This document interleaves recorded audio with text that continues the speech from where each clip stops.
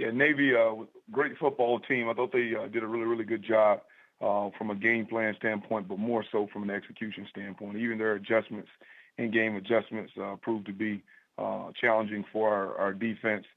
Defensively, we didn't tackle at the level that you have to tackle against that team. And also, we also thought that we had a couple of guys that show up. Ray Tillman showed up on defense of being able to run to the ball, defeat blocks, whether they would be in his face or below the waistline, and made some plays for us. Offensively, 2 lost possessions on 2 3-and-outs in the second quarter really was a change in the game. But Zay Jones was a great presence all day. Another big-time performance. It was great to have Justin Hardy in the building when he was able to break Justin Hardy's record. And it's outstanding to have 2 East Carolina graduates to be and as the record holders from a reception standpoint. So big time day for both of those guys, and just very, very happy for them. We'll take questions for Coach Scottie Montgomery. Please star 1 on your telephone keypad to join the queue. Then the operator will introduce you. The first question comes from Dan Tortora at wakeupcalldt.com. Good morning, Coach. How are you? Doing well. Hello, Dan. Zay Jones, we know what he can do in college, but as his coach right now, what can he be to the NFL in your opinion? What are NFL coaches and scouts, what are they going to see from this guy? I think he's going to be a guy that could play 10, 11, 12 years in that league. When they call a start lineup out, of course, he'll be out there. He's going to give him position flexibility, the ability to go down the field, ability to catch the ball in the interior. He has a history in the slot. This year is his first year ever playing outside receiver, and I don't know exactly how many catches he has this year, but probably over 140 or so.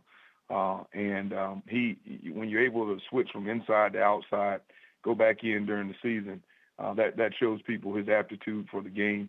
I think they're going to get a very, very solid starter that can end up in kind of a award type player if he is in the right system. I think system is always important.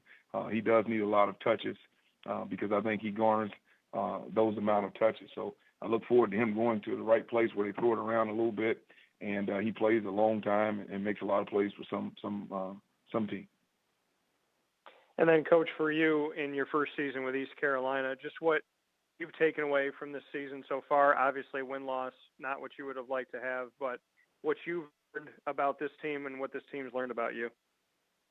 A lot of toughness on this team, mental toughness. We have to continue to grow in that department, but just a lot of toughness in this team. The one thing that I'll say that they've learned about me, that no matter what, I am always going to be on the side of the player. We're going to continue to coach and do what we have to do to get better here. And the other thing that I think that I've learned is that, depth is more important than anything else. You got to have a competitive depth at each position, especially when you have a team that is trying to play as physical as we try to play at times. I think that we need to continue to add to our depth. And then we also need to go out and recruit some more playmakers. And I think that's what I've learned about our football club. Thanks, Coach. Happy Thanksgiving. Thanks. Same to you. The next question comes from Mark Narducci at the Philadelphia Inquirer. Coach, one other question on Zay Jones. You said he was in the slot and you moved him outside. Could you talk about the reasoning for that? Yeah, we felt like this year that we could get him in some more one-on-one matchups on the outside, and we also thought that it could help our run game by potentially putting more people in cover 2. But another reason why we did that and adjusted that, we lost our number 2 and our number 3 receiver right before the season this year. So that also it took the ability away from us to be able to put 2 speed guys on the outside and create cover 2 situations. And they knew every position, so he just he moved out there and did a good job at it. Would he be more a possession guy than a speed guy? You would call him? No, I don't agree with that. We get him the ball and so many times behind the line of scrimmage, so he's catching the ball 2 yards behind the line of scrimmage, and he's going to catch. He's going to get 6 to 8 yards. When most people couldn't go get that. And then, he does get the ball down the field some, but we try to get it to him. We treat some of those throws that we give him like runs. So he's getting the ball 2 yards behind the line of scrimmage a lot of times like the back, and then he's averaging a lot of yards after the catch. and that's something you can't see in yards per catch. Hey, Coach, one other thing. Can you just give me your impressions on Temple, what you've seen from them? Yeah, I mean, really, really well disciplined and coached well. I love the way they play football, offensively and defensively. If you look at them on defense, I think they're giving up right around 275 yards a game, and have been balanced in the way that they distribute that by only allowing 120, 130 yards rushing and the same 130, 140 yards passing. And when you can do that, that means you're playing all around great defense. I mean, Hassan Reddick, just looking at him come off the edge and then drop and then go make plays on the perimeter. Very, very talented. There's no question about it. And then offensively, I think they've just continually gotten better and better and better. Last week, you saw a team that they rushed the ball at a really, really high level.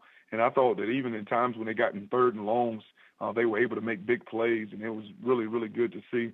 If you're a quarterback guy, watch a guy operate in an intermediate throwing game like he did. He had a lot of anticipatory throws, and they should be very proud of where their team is right now.